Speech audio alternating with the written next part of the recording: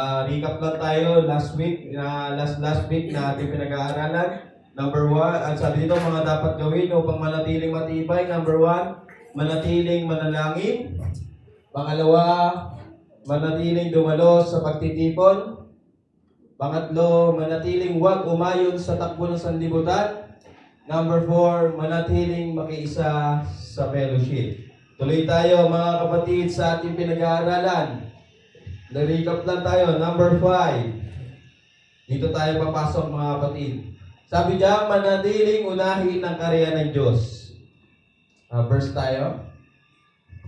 Matthew 6:33. Dadapwat hanapin muna ninyo ang kanyang kaharian at ang kanyang katwiran at ang lahat ng mga bagay na ito ay pawang idaragdag sa inyo. Ito yung isang bagay mga kapatid na kailangan maunawaan ng isang Kristiyano kung paano siya maging manatiling maging matibay. Sa anong pamamaraan mga kapatid? Sabi diyan, dadapwat hanapin muna ninyo. Ibig sabihin, kailangan ng isang Kristiyano naghahanap. Ang dapat ang hinahanap ng isang Kristiyano alin? Ang kanyang kaharian. Dapat ang isang Kristiyano unang-unang niya nagiging priority ang church. Sa pamamagitan, mga kapatid, na paghahanap niya sa ating Panginoong Jesucristo. Kaya po tayo pumapasok sa loob ng church, mga kapatid, hindi para tayo'y makilala lang natin si Jesus, kundi para makapasok tayo sa kaharian ng Diyos. Mga kapatid, kung iisipin natin, dadapwat hanapin muna ninyo ang kanyang kaharian at ang kanyang katwiran at ang lahat ng mga bagay na ito ay pawang idaragdag sa inyo. Sometimes bilang isang tao, bilang naglilingkod sa Panginoon, minsan yung blessing hinahabol namin ay nahabol natin, tama? Minsan kapag dumating yung time na nawawori ka sa mga bagay-bagay, mga kapatid, kung iisipin mo, kung uunahin mo ang ating Panginoon sa kanyang mga katwiran, tatandaan mo yung blessing yung hahabol sa iyo. Amen? Amen? Minsan ganun tayo isang mga Kristiyano kung iisipin natin, kapag may oportunidad, minsan ginagrab natin, tama? Kahit wala na sa Panginoon yun, gagawin natin. Bakit? Kasi inuuna mo, kailangan ko ng pera. Kailangan ko makatulong sa pamilya. Which is tama, walang mali. Pero ang mali, baka makalimutan mo ang Panginoon. Baka hindi mo na maging priority ang Panginoon.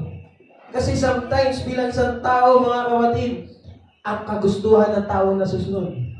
Tama po? Kaya kung iisipin natin, kasi sinabi ng Panginoon, lahat ng mga bagay na ito ay pawang idaragdag sa inyo. Ibig sabihin, Diyos ang bahala na magdagdag sa atin. Diyos na ang magbibigay ng pagpapala sa atin, basta unahin natin ang kaharian ng Diyos. Amen. Praise the Lord. Yan yung, ito yung sikreto ng isang Kristiyano para pagpalain siya ng Panginoon. Unahin ang kanyang kaharian. Yan yung pinaka-sikreto, mga kapatid. Pansinin nyo, mga kapatid, before pagpalain ng isang Kristiyano, may kondisyon. Dadapwat, hanapin muna ninyo ang kanyang kaharian. Kondisyon ng Diyos na kailangan unahin mo muna siya bago kanya pagpalain. Tama? Kung isipin natin, paano tayo magbubunga kung hindi natin inuuna ang Panginoon? Tama? Paano tayo madadagdagan ng pananampalataya natin kung hindi natin unahin ang Panginoon? Tama? Paano dadagdagan ng Panginoon yung lakas natin? Although, lahat naman tayo, binibigyan ng lakas ng Panginoon, tama? Pero, natitrain ka bilang tao tama? Napapagod ka. Kaya sinasabi ng Biblia, dapat hanapin mo ang kaharian ng Diyos. Dapat hanapin natin ang kaharian ng Diyos. Bakit?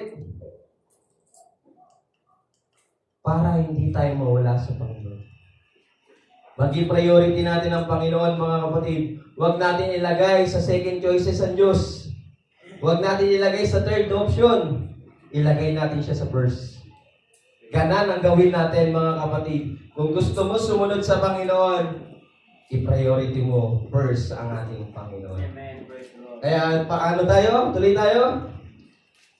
Number 6.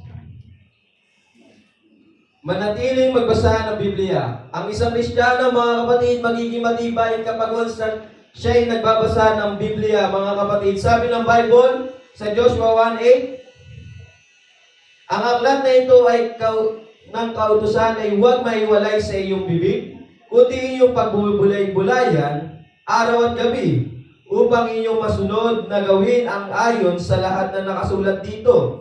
Sapagkat kung magkagayoy, pagiginawain ng inyong lakad, at kung magkagayoy, magtatamo ka ng mabuting kawakasan. Ito yung sinasabi ng Biblia, mga kapatid, na kailangan hindi naiwalay ang salita ng Panginoon sa ating mga bibig. Ibig sabihin, mga kapatid, mag-aral tayo ng salita ng Panginoon. Ito, sometimes, ginagawa ko, mga kapatid, bilang isang nagdadrive, mga kapatid. Minsan ang ginagawa ko, kapag wasa nakatigil ako, doon ako nagbabasa ng Biblia. Ito yung kada isang chapter sa umaga. Isang chapter sa gabi, bago matulog. At least nakasunod ka, nakapagbasa ka. Pero mga kapatid, hindi ito napabilisan ng pagbabasa eh. Tinitignan mo yung sarili mo kung paano mo maunawaan yung salita niya. Amen. Kasi mga kapatid, kung mabilis ka magbasa, madali lang eh. Ang tanong, may naiintindihan ka ba? Yan yung tanong. Kaya kailangan, kapag once na tayo nag-aral ng salita ng Panginoon, dapat may naiintindihan tayo. Dapat meron tayong matututunan. Dapat meron tayong mababahagi sa mga kapatid natin o kaya sa mga tao na nasa paligid natin. Amen. Kasi ganun dapat tayo bilang isang Kristiyano. Mananatili ka matibay kapag once na ikaw nag-aaral ka ng salita ng Panginoon. Kapag once na hindi tayo nag-aaral ng salita ng Panginoon, mga kapatid, ano yung papangaral natin? Ano mag-remind sa atin? Ano nung bagay na magpapatibay sa atin sa paglilingkod sa Panginoon kung wala tayong alam? Tama? Kaya kapag once na tayo, eto nga sinasabi ko lagi, mga kapatid, sikapin natin na makapagbasa kahit ilang chapter, pero dapat naunawaan mo. Kaya sabi diyan, kapag once na ang salita ng Panginoon na hindi naiwalay sa ating bibig, sabi diyan,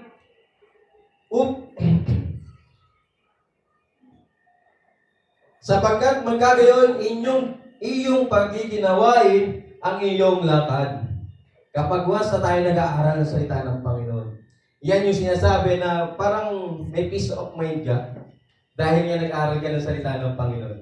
Yung kahit saan ka mapunta, parang parang wala kang problema, parang lagi yung tipong, ano ba yan? May problema ba yan? Malalaman mo kasi, mga kapatid, na ang isang Kristiyano may peace of mind kapag nag-aaral talaga siya ng salita ng Diyos. Kasi yung humbleness nandun. Lahat kasi tinuro na sa Biblia, nasa Biblia na yan eh. Ang dapat lang gawin ng isang Kristiyano, susundin na lang.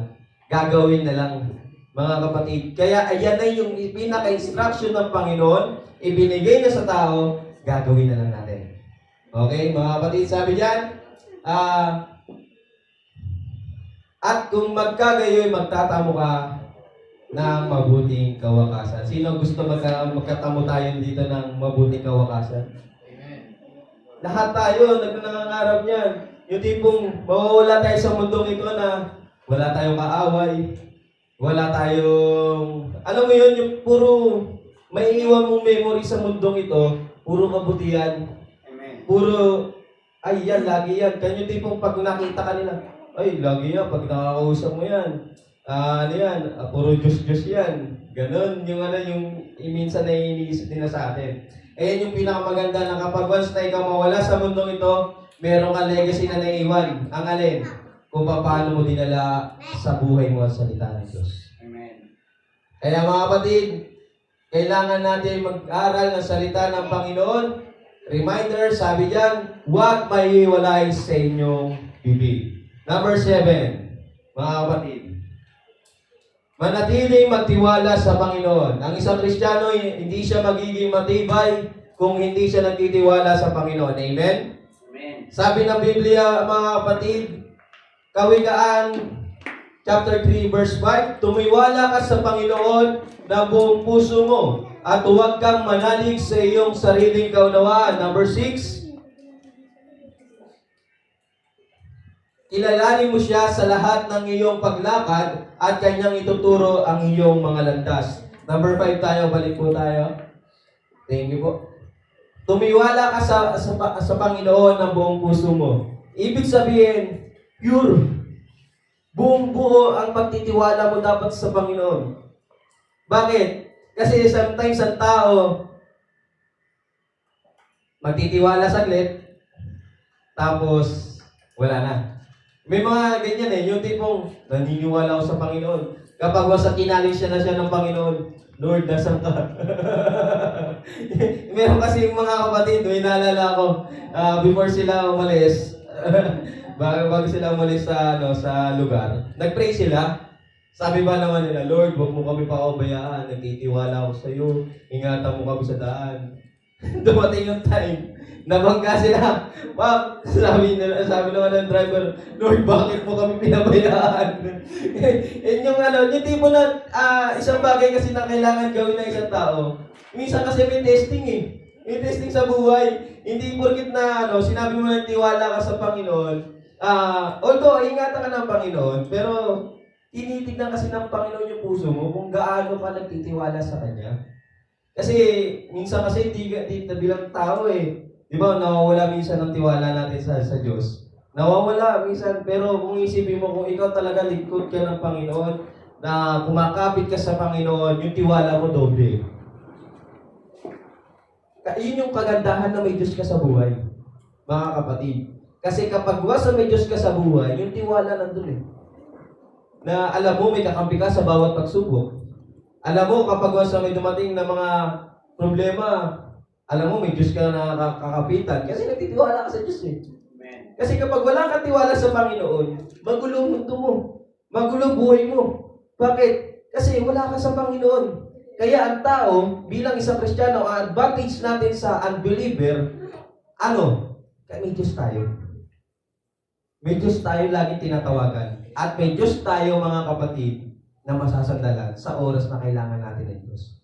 Pag wala tayo sa Panginoon, ano nangyayari sa atin? Kumakapit tayo sa padalim.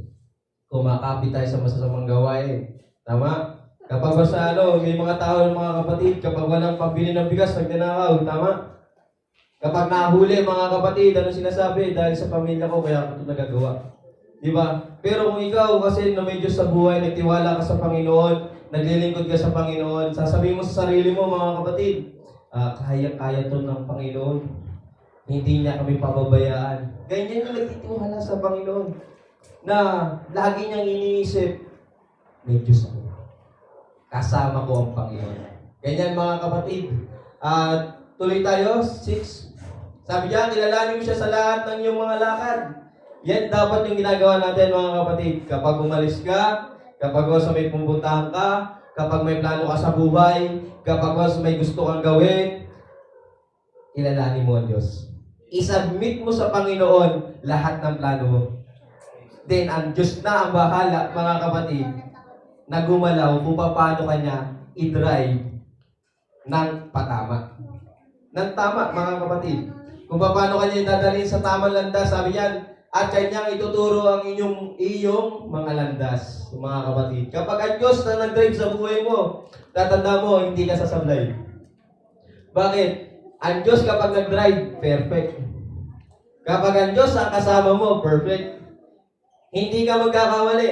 Bakit? May Diyos ka eh. Pero sometimes, kapag basta ikaw nagkamali, i-remind ka ng Panginoon. Huwag ka dyan, dito ka. Sumunod ka sa akin.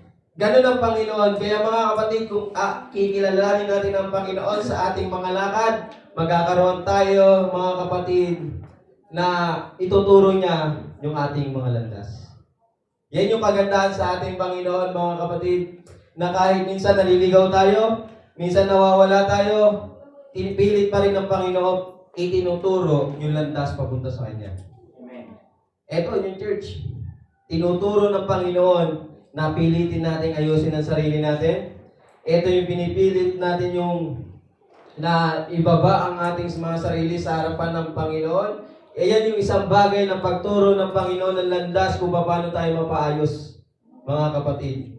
Kaya tuloy tayo, number 8. Ayan.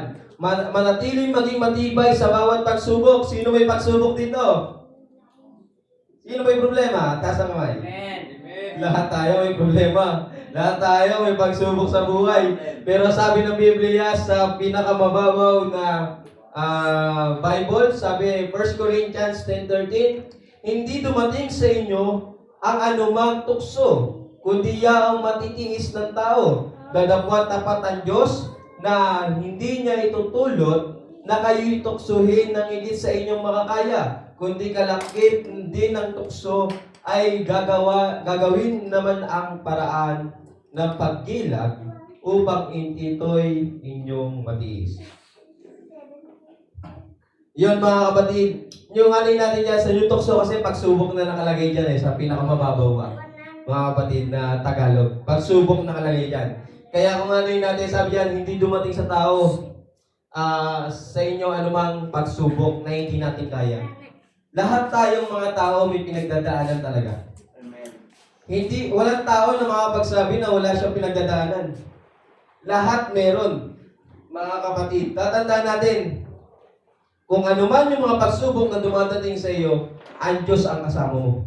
Ang Diyos ang tutulong sa iyo. Tatandaan mo mga kapatid, kapag was na may pagsubok ka, malaki man o maliit, tatandaan mo ang Diyos ang kakampi mo. Ang Diyos ang kasama mo, ang Diyos ang magiging sandata mo kapag sa oras na punong-puno ka na ng pagsubok at problema. Tatandaan mo rin, isa pa mga kapatid, sabi dyan, kung ano natin sa pinakatagalog, tapat ang Diyos. Sabi, tapat ang Diyos. Tapat ang Diyos na tulungan tayo sa bawat pagsubok na dumadating sa atin. Sa bawat problema, gaano yung kalaki. Kung ano isipin mo si Goliath at David. Gaano kalaki si Goliath at tinalo siya ni David. Tama? Kung iisipin natin, kung ikaw bilang isang Kristiyano, kung ikaw nasa katawan ni David, ang laki-laki niyan, itatapat mo sa akin. Pero hindi niya tinignan yun. Ano ang tinignan ni David? Si Jesus.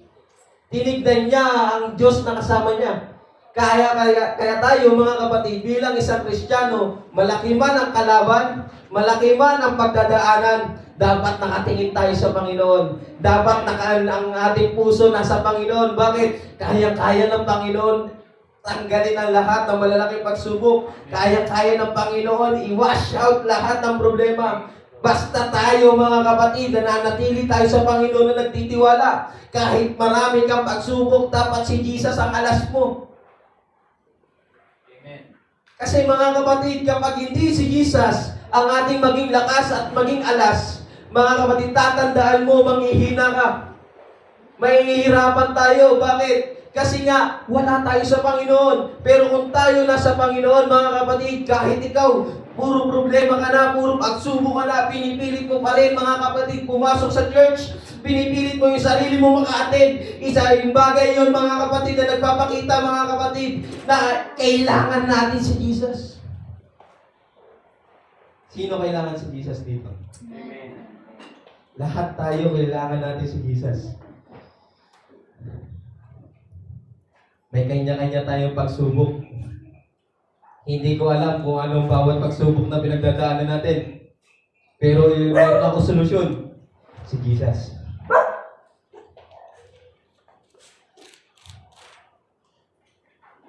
Kahit sabihin natin mga kapatid, na feeling natin tayo lang mag-isa sa problema, na tayo na lumalaban sa bawat pagsubok. No, nagkakamali tayo. Si Jesus ang kakampi natin. Amen? Amen. Sino nagtitiwala kay Jesus? Lahat tayo nagtitiwala. Number 9.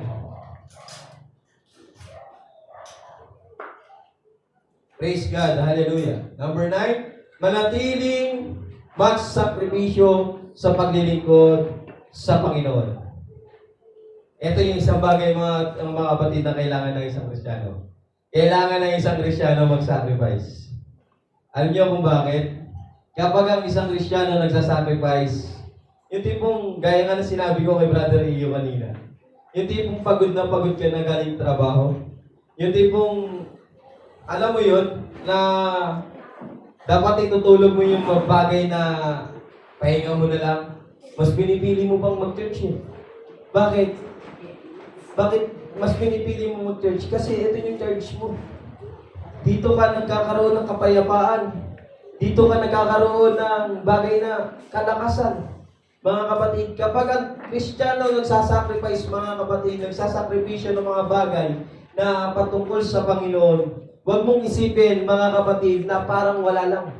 Baliwala lang yan yung mga ginagawa mo. No, nagkakamali ka. The moment, mga kapatid, na nagsasakripisyo tayo sa Panginoon, although nauubusan ka, although may mga bagay ka na nangyayari sa buhay mo, tapos ginagawa mo, ginagampanan mo yung pinapagawa sa ng Panginoon, balang araw, mga kapatid, makakamit mo yan. Praise the Lord.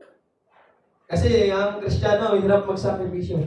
Sobra, mga kapatid. Hirap magsakripisyo kapag sa nag-start ka. Mahirap. Kasi matcha-challenge ka eh. Pero kung iisipin mo, pag was na-rooted ka, na talagang ang dami mo ng pinagdaanan, nagsakripisyo ka na sa Panginoon, mas lalaki yun. Lalaki pa na lalaki yung sakripisyo mo. Bakit? Kasi nga nasimula mo na eh. Kasi mga kapatid, pag hindi natin nasisimulan ng isang bagay, mahihirapan tayo. Amen. Kaya kung tayo magtatanim ng sakripisyo sa ating buhay, mga kapatid, balang araw, ikaw mag-claim niyan sa harapan ng Panginoon. Mga kapatid, yung sakripisyo, akala natin maliit na bagay, malaking bagay po yan sa harapan ng Diyos. Yan yung malaking bagay na maaari mong masasabi sa buhay mo na kahit nahirapan ka, basta may nadala kang kaluluwa. Kahit nahirapan ka, meron kang mga bagay na nagawa sa Panginoon. Mga kapatid, hindi mo naman kailangan na magaling ka dito sa part na to eh. Ang kailangan mo lang, dignidad mo sa sarili mo. Sakripisyo mo sa sarili mo. Ikaw ang gagawa. Ito ang tanong, makakapag-church ka pa ba kung ikaw wala nang susundo sa'yo? Kaya pa ba natin mag-church kung wala dyan yung nag-invite sa'yo? Yan yung mga kapatid, yung mga bagay, mga kapatid na kailangan mong isipin kung magsasakripisyo ka. Mga kapatid, naalala ko mga kapatid nung unang church ko pa lang dito sa atin, sa baba pa. Ini-invite ako ni Brother Patrick. Nung in-invite ako ni Brother Patrick, inatid sundo kami niyan eh. Atid sundo. Pero dumating yung time, sabi ko, hindi yata siya hindi niya ako nasundo. Sabi ko, mag-church na lang ba ako kapag sa may sundo? Yun yung inagaw ko sa sarili ko, mga kapatid. Sa sarili kong sabi ko, hindi. Kahit wala nyo nag-invite sa akin, mag-church ako. Bakit, mga kapatid? Isang bagay yan na nagsisimula ka mag-sacrifice sa Panginoon. Ikaw, nilalakad namin ni Brother JB yan, hanggang Vista, mga kapatid. Balikan yun. Naglalakad lang kami dyan.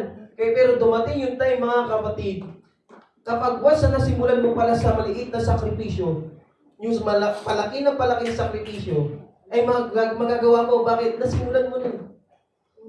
Tama? Kasi hindi natin masasabi na nagsakripisyo tayo kung hindi natin nasimulan. Okay? Kaya simulan natin sa pamamagitan ng pagsasacrifice sa paggawa sa Panginoon. Mga kapatid, akala natin yung pag-i-invite natin sa mga tao na nasa paligid natin, hindi sakripisyo yan? Sakripisyo mo yan. Bakit? Kapag nireject ka dyan, masakit eh. Tama?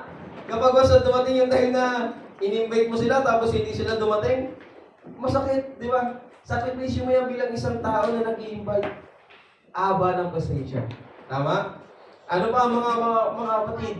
Kapag minsan, nag-share ka ng words of God, i-reject ka, ayaw nila marinig ang salita ng Diyos, masakit din. Pero, sakripisyo yan, napagtiisan mo siya. Dapat, mahaba pasensya natin. Kapag nagsasacrifice ka, ito yung kapatid dito eh. Pasensya mga kapatid. Dapat may haba pasensya mo. Pag hindi mahaba pasensya mo, mga kapatid, mananawa ka. Mga kapatid, maniwala ka sa akin. Hindi mo na gagawin yung mga bagay, mga kapatid na, hindi naman sila nakikinig, kaya mo sila may impyerno. Hindi, mga kapatid. Ibahin natin, mga kapatid. Bilang isang Kristiyano, mga kapatid, dapat tayo nagsasakripisyo, mga kapatid. Kaya sabi ng 11:28 ng Matthew, tayo'y magsiparito. Sabi, iniyaya ng Panginoon, mga kapatid, na lahat ng mga tao na nagpapagal, lahat ng mga tao, mga kapatid, na nahihirapan, mga kapatid. Sabi ng Biblia, I will give you rest. Bibigyan tayo ng kapahingahan ng Panginoon. Bakit, mga kapatid? Kapag was ang Panginoon na nagbigay ng kapahingahan sa atin, mga kapatid, gagaan ang kalooban mo. Tama? Yung tipong punong-puno ka ng problema, punong-puno ka ng pagod, mga kapatid, dahil sa mga bagay na pag-outreach mo, pag i-imbita mo, kahit marami ng rejection na natanggap sa buhay mo, mas pinipili mo mga kapatid na pumunta sa church. Mas pinipili mo ang kalooban ng Panginoon dahil alam mo, bibigyan tayo ng Panginoon ng kapahingahan. Amen? Hello? Amen. Praise the Lord. Mga kapatid, for the last, mga kapatid, number 10, manatiling magtiis. Sa kabila ng sakripisyo, kailangan mo ng pagtitiis. Amen? Magtitiis tayo. Hindi tayo magiging matibay na Kristiyano kung hindi tayo marunong magtiis. Ang Kristiyano dapat nagtitiis. Bakit kailangan magtiis ng isang Kristiyano? Kasi ang kailangan natin dito, buhay na walang hanggan, mga kapatid. Kung nakikita mo yung sarili mo, mga kapatid, na hindi mo kaya magtiis, pag naging Kristiyano ka, nagiging tayo sa Panginoon, sa mahal natin mga bisita, matututo ka magtiis. Amen. Bakit ka matututo magtiis? Kasi nga, kailangan mo ng buhay na walang hanggan. Mga kapatid, sabi na Matthew 24 verse 13, dadapuan ang magtiis hanggang sa wakas ay siyang maliligtas. Amen? Kung tayo mga kapatid, gusto natin ng kaligtasan, magtiis tayo. Kung gusto natin makatamo tayo mga kapatid ng mga bagay na gusto natin makapasok ng langit, isa lang ang susi, kailangan mo magtiis. Marami kang pagdadaanan dito sa mundo. Marami tayong mga bagay na laban sa mundo. Pero ang sinasabi ng Biblia, kailangan natin magtiis. Bakit kailangan magtiis ng isang tao? Kasi nga ang tao, kapag once na hindi na siya nakapagtiis, tumitigil na. Tama? Hindi na siya natututo magpatuloy kasi napapagod na. Pero ito yung sinasabi ng Biblia na nire-remind tayo ng Bible, mga kapatid, na kailangan natin magtiis para tayo magkaroon ng kaligtasan hanggang sa wakas. Amen.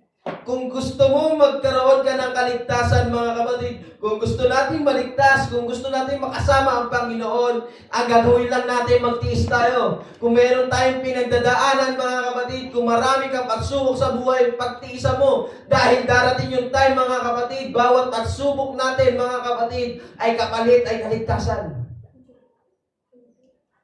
Ituloy na natin sa conclusion, mga kapatid. Sabi ng Lucas 21:19, sa inyong pagtitiis ay may pagwawagi ninyo ang inyong mga kaluluwa. Kung tayo mga kapatid, magtitiis tayo sa bawat pinagdadaanan natin, sa bawat pagsubok na dumadating sa buhay natin, tatandaan mo, sabi dyan ng Bible, may pagwawagi ninyo ang inyong kaluluwa. Sa ano pa mamaraan? Na makasama ang Panginoon. Amen. Praise the Lord. Gusto ba natin makasama ang Panginoon? Amen. Kung gusto natin makasama ang Panginoon, matuto tayong magtiis.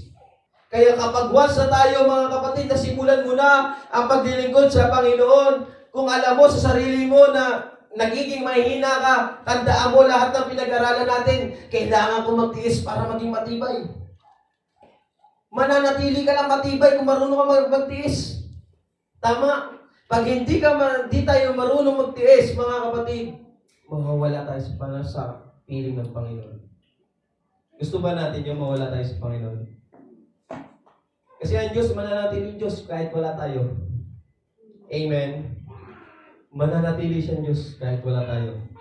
Pero, ang ayaw ng Panginoon na mawala tayo. Kaya yun yung isang bagay, mga kapatid, na kailangan natin gawin. Ang ganda niya sa English sabi yan, in your patience passes your souls. Mga kapatid, mapapagwagi natin itong kaluluwa natin kung matututo tayo magtiis. Tama? Magtiis lang. Kung marami kang pagsubok, iluhod mo. Kung marami kang pagsubok na pinagdadaanan, marami kang problema na pinagdadaanan, iluhod mo sa Panginoon. May kakampi tayo sa bawat pagtitiis natin. Kasi mga kapatid, kung hindi tayo magtitiis, mahihirapan lang tayo.